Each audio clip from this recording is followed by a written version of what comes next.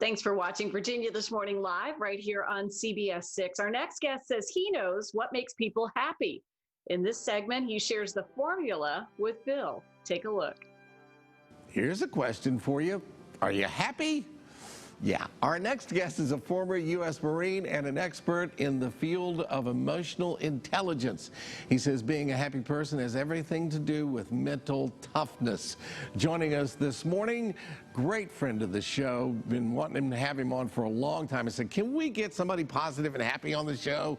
And they said, we'll get Eric on the line. He's on this morning. Eric Rittmeyer is with us this morning, former Marine. And I asked you once before, I said, wait a minute, don't all Marines say they're always a Marine? But you said, it's both. Former's okay. You're never supposed to say X. You know, former's okay. You can take the Marine out of the Corps, but you can't take the Corps out of the Marine. So yeah. Former's all right, Bill. All right. So we've got a couple of things here. And mental toughness, I guess when we think of a Marine, we think of tough. But it's not just physical tough, because a lot of life is mind over matter. And I know we hear that all the time, but you're a person who's actually practiced that and lived that and try to teach us that all the time. So I got several points here that you sent to me, and I'm looking at them, 1, 2, 3, 4.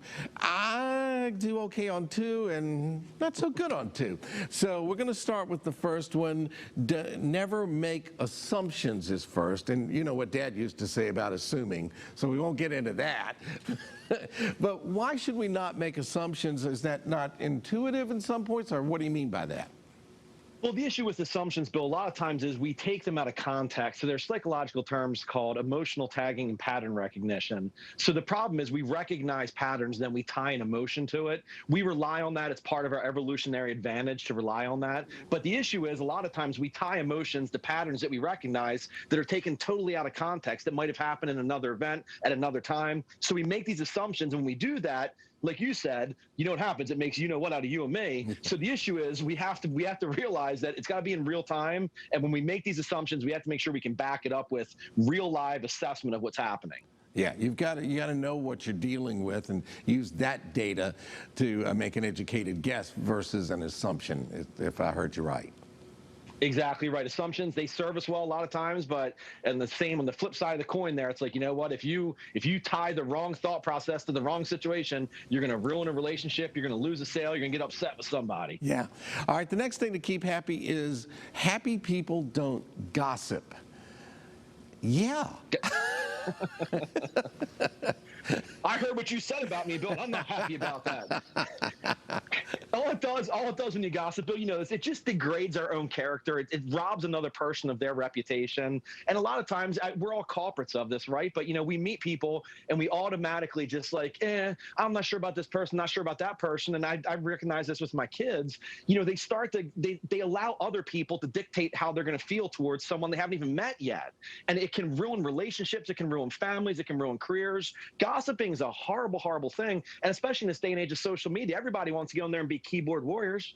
Yeah, yeah, and it is. It's so destructive and so negative, and that's one thing I've worked on my entire life is to try to resist that urge, and if you can, it will make you a happier person. All right, here's the one I have a big problem with, and it's on a different level than you've stated it. It says happy people don't feel sorry for themselves.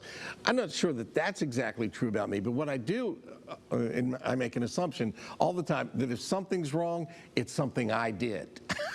Like, you know, if it's screwed up, what did I do wrong? And it's like, a lot of times, it's actually not me. Imagine that.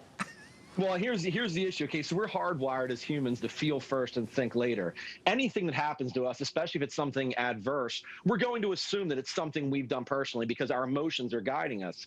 If we can step back and process it logically, so respond to situations as opposed to reacting. So when we react, it's knee-jerk, it's emotion-based. But the issue is pity parties especially. You know, it's like when something bad happens, you can be upset, you can be angry, you can be whatever, but dust yourself off, get back up on your feet again. It does nobody any good, but it's okay to feel sorry for ourselves. That's healthy. We should. It's getting back up after we've been kicked down. That's the problem.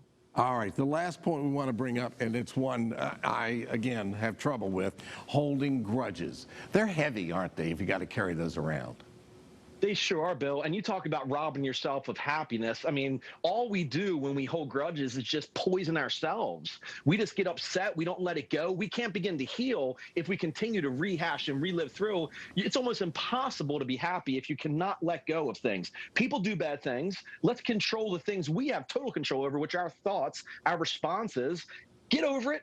Take the apology, whatever they got. Maybe you got to cut off that relationship, but get over it. It's just going to poison you internally and not allow you to grow and heal. Happy people don't poison themselves, and we're happy to have Eric back on the show with us. Always good. Let's schedule you again soon, buddy, okay? Bill, I'd love to see you. Thanks for having me, bud. I appreciate it. All right, enjoy the rest of your day, pal. And for more information, please, we're going to post a link on our show website by later today, WTVR.com/VTM. You'll feel better if you check it out. And Bill, as the kids would say, Eric is the cat's pajamas. Yeah, he is so special. I enjoy him so much. And, you know, when we saw the topic he wanted to talk about being happy, I'm going, dude, you're a Marine. And I just didn't expect that from him. But then I guess after I thought about it, I'm going, he's always positive. He's always happy. And there is that mental toughness that you got to look at a situation as it exists, not how you think it's going to be. And then if you are able to do that, then obviously you're going to be much happier with yourself. Was there one of those points that you had a problem with, Jess? Out of all of those? Which one? Did you earmark one for me? No. I was thinking, like, you know, carrying a grudge was obviously the last one. You know, assuming things is one of them. You know, just doubting yourself, all of those things. We all have to work on all of that all the time. Yeah. But I think what you just shared, Bill, I agree with totally. And it falls somewhere in the vein of like preconceived notion and judging the book by its cover. Look for the good. Take a second, look for the good, and maybe then it manifests. That's what I'm pulling out of it today. Okay. Stay around happy and positive people. You'll feel better. So stick around. We'll be back with more Virginia This Morning right after this. Here's today's